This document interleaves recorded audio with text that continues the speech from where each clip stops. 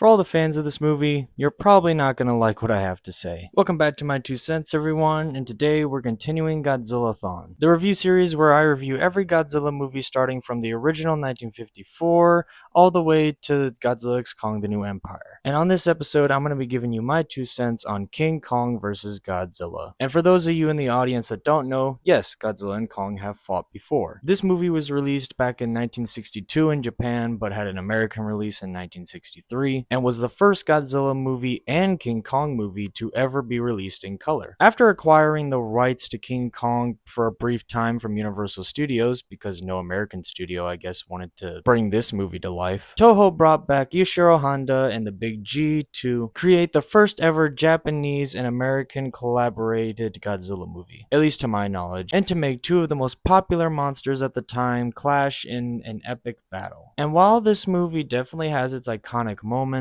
I have always found this movie to be a little overrated. Starting off with the characters, of course, we mostly follow a couple of employees from a Japanese television program named Sakurai and Furyu. They are tasked with going to an unknown island called Faro Island to find King Kong. Sakurai is very reluctant to go on this expedition for obvious reasons, while Furyu is the brave one that has to keep telling Sakurai to stop complaining about his corns. Quick question for the audience: was he trying to say core, or was he actually trying to say corns? And if so, what is a corn? Anyways, they are an entertaining duo to watch throughout the film, especially the scene where Sakurai literally gives a kid a cigarette. We're going to talk more about those controversies later. Another character I really want to talk about is Mr. Tako. This man is one of the most cartoonish characters I've ever seen in a movie, and I love him for it. He is the advertising director for the TV company that Sakurai and Furyu are working for, and he's also the one that actually sent them on the expedition to Faro Island. He's a shady businessman that only cares about his show's ratings, which are pretty low. So obviously, once he heard there was this giant ape on this ancient undiscovered island, he gets the bright idea to capture it and bring it on his show. Sound familiar? To give you an idea of how cartoonish he is, after they captured Kong, Sakurai and Furyu rigged dynamite to the raft that they strapped King Kong to while he was resting, so that if he did wake up, they could kill him before he could get away and cause more destruction. And while they are showing Tako his prize, he puts his arm on the lever kind of like this, that literally if he pushed down any harder would blow up the dynamite, potentially killing Kong. He's such a Looney Tunes character, but he's really the most entertaining human character to watch in this entire movie. There's also a cameo from Akiko Hirata, the man who played Dr. Serizawa in the original Gojira. Honestly, I completely forgot he was in this movie. Like many other actors from the original Godzilla movie, we will be seeing Hirata pop up every now and then, at least throughout the Showa era. I hate to keep repeating myself, but as I'm gonna be saying a lot, the characters in here are good. There are obviously more, like Sakurai's sister, but they don't get as much screen time as the other three, and I don't want to drag out the character segment too long. Now, the story of King Kong vs. Godzilla goes that after a pharmacologist returns from an island with these red berries that supposedly can cure diseases, he mentions to Mr. Tako that there is a giant ape god on this island that the natives worship. Being the advertising director of a failing TV program, Tako had the idea to capture this giant ape so he can use him for advertising, of course, because that's never gone wrong for anybody. He sends Sakurai and Furyu to go capture the monster, while the United Nations sends a nuclear sub to go check out the odd rise in temperatures in the Atlantic Sea. The sub ends up finding a weirdly radioactive iceberg, and of course it turns out to be Godzilla. I guess he just decided to chill out in the iceberg for the last 7 years. Now here's where the movie's controversies start. Sakurai and Furyu get taken by the island natives almost immediately after they land on the island. The natives then take them to the chief of the tribe, I'm assuming. And yeah, these are white Japanese people doing blackface. Not even joking. All of the natives that you see in these scenes are just white Japanese people that painted themselves a darker shade so that they could appear as natives. Now, before you cancel me for laughing, blackfacing is not okay. It's the fact that at the time this movie was made, this was acceptable, is why it is funny. I mean, I know, completely different country, but this movie came out right before the civil rights movement ended in America. Also, to convince the chief to let them stay a little longer, they gave every member of the tribe a cigarette, and that includes a little kid.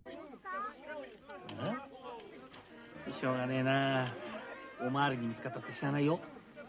Thankfully, his mom did end up taking it away from him, but regardless, I honestly found these controversial moments to be more humorous than controversial, just because it is so absurd that it's funny. Oh, fuck, someone's gonna kill me for this. Anyways, they capture Kong after he defeats a giant octopus and drinks a lot of the red berry juice and just gets drunk, I guess. And the JMSDF tell Mr. Taco that you can't own a fucking giant ape, you fucking idiot. And then Kong wakes up with a killer hangover, I'm sure. They try to blow him up, but it doesn't affect him, and then Kong starts swimming towards Japan. Meanwhile, Godzilla is fucking shit up in Japan, as he does. They end up finding each other, and this is the first time we get to see Godzilla and Kong fight. Kong throws some rocks at Godzilla, and Godzilla says, "Get that shit out of here," and hits Kong with his atomic breath. Then Kong just kind of turns around and walks away like, the fuck I look like fighting that thing. Yep, that's how the first fight goes. Don't worry, it gets better. The military decides to focus on Godzilla for now because he's the bigger issue at the moment, and try killing him by making him fall into a hole and deter him with electric wires. They mention that Godzilla hates electricity in this movie, which doesn't make any sense because this is supposed to be the same Godzilla that was in Raids Again, which is related to the original Godzilla, which broke through a bunch of electrical wires like it was nothing in the original film. Anyways, Kong goes to Japan and kidnaps Sakurai's sister because she is pretty. He climbs on top of the National Diet Building, which we will be seeing a lot of as this franchise goes on. And in order to save her, the military shoots these shells that contain, I guess, that red berry juice or something to that effect to make Kong a little sleepy, while Sakurai and Furyu played that bangin' song that the natives used to calm Kong down. After Kong finally goes to sleep, the military says that Godzilla is climbing Mount Fuji. Why? Who knows? They decide that the only way to stop Godzilla is the Sarazawa way. Let them fight. So they carry Kong up to Mount Fuji with some balloons. Once they get there, Kong wakes up, they drop him, and round 2 begins. Kong slides down the mountain and hits Godzilla like that stupid little kid that wouldn't get out of the way when you'd go sledding. The battle starts out pretty evenly matched, until Kong does a tactical roll and knocks himself out. This is your king? This is your king. Godzilla starts beating Kong's ass like he owes him money, and then a thunderstorm starts to roll in. And for some reason, in this movie only, to my knowledge, Kong gets his strength and power from electricity. So he gets struck by lightning and just becomes Emperor Palpatine. It is kind of stupid because almost every other incarnation of Godzilla gets a little boost from lightning, and to my knowledge, Kong never has this ability again. But it is cool to see Kong have some sort of ability. Then we get the iconic scenes of Kong shoving a tree down Godzilla's throat, the weird stop-motion dropkick from Godzilla, and the two of them destroying the Atami Castle. The battle ends with the two of them falling into the ocean with only Kong resurfacing. I think the story of this movie is certainly unique and iconic in its own right, but I only found this movie slightly more enjoyable than Raids Again just because of the fight between Godzilla and Kong. And if it wasn't for that, I would say Raids Again is better overall just because of the story. This movie was actually a first for a lot of different reasons for both characters. As I said, this was the first Godzilla and King Kong movie to be filmed in color. It's the first time Godzilla's atomic breath is blue. It was the first time that King Kong was ever portrayed by a suit actor. And this film marks when Godzilla started to be geared more towards kids. Now for the giant octopus scene, production used 4 live octopuses, or octopi, I don't know the correct plural. And in order to make the octopuses do whatever they wanted, they blew hot air on them to make them move. Thank God PETA didn't know about this. If you are curious, they did release 3 of the 4 poor octopuses, and special effects director Tsuburaya ate the 4th one.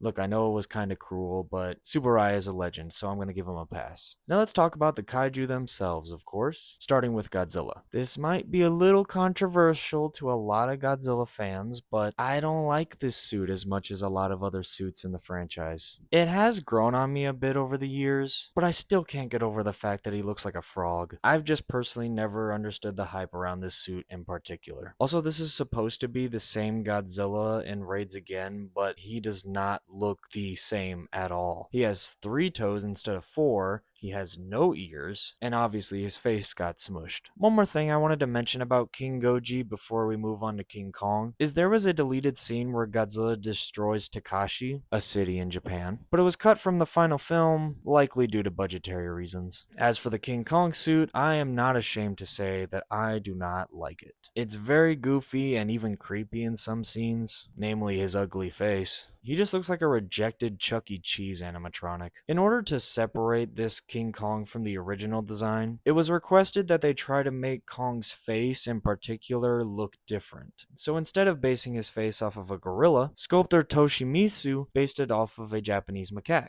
I guess I can kind of see the resemblance. They also made two different sets of arms for Kong to put into the suit, so they can make him look more gorilla-like in some scenes, and have the suit actor able to punch and grab in others like where they're fighting. That's why you'll sometimes see Kong's arms almost kind of go limp, and then throwing hands like normal in other scenes. And is it just me, or does his design honestly kind of remind me more of an orangutan than a gorilla? In order to hide the zipper on the Kong suit, suit actor Shoichi Haros was sewn into the suit. He was the real-life man in the suit. The poor bastard was even sometimes left in that suit for up to 3 hours, which, as you can imagine, was hell. Something cool I wanted to mention that Tsuburaya allowed both Nakajima and Haros to do to prepare for the fight scenes was giving them basically free reign to do whatever fighting style they wanted to do. So although I'm sure it was still hell to move around in those suits, at least it looked like they had a bit of fun with it. A lot of the fighting was mostly based off of wrestling techniques, which just makes total sense. Kinda wish Godzilla hit Kong with an RKO. Oh wait.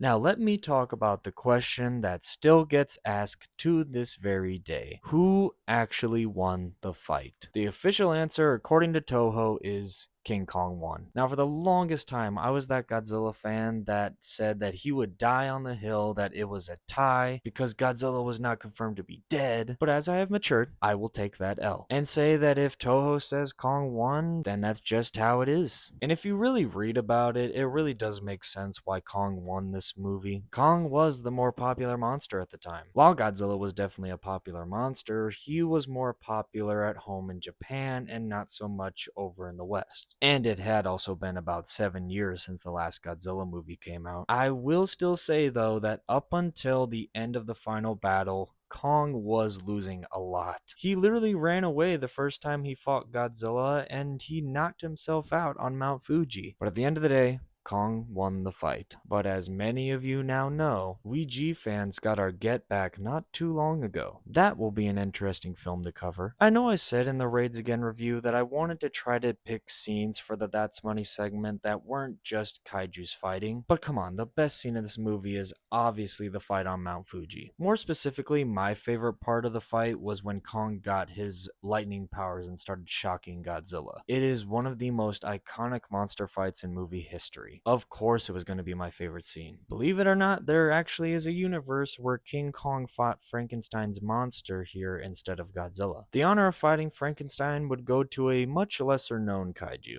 that we will talk about later. Overall, King Kong vs. Godzilla is an iconic film. It's the first time the two most iconic monsters in movie history clashed, with some fire music that I wish I could play, but YouTube copyright, but I much prefer a lot of other Godzilla movies to this one. I'm not saying this movie is bad, I just think that it's a little overrated. So if you're a fan of monster movies in general, you owe it to yourself to spend a few dollars to rent this bad boy on a streaming service. And that's my review of King Kong vs. Godzilla. Thank you guys so much for watching this episode of Godzillathon. I'm going to start focusing on movies that I really want to review and talk about now, instead of just reviewing the newest film because it's new and it might get more views or whatever. Obviously, I'll still be giving my 2 cents on my out-of-theater reactions, and some newer releases will still get a full-length review, but there will be a lot more random reviews in the coming weeks. Anyways, be sure to like the video and subscribe to the channel, and I will see you guys very soon.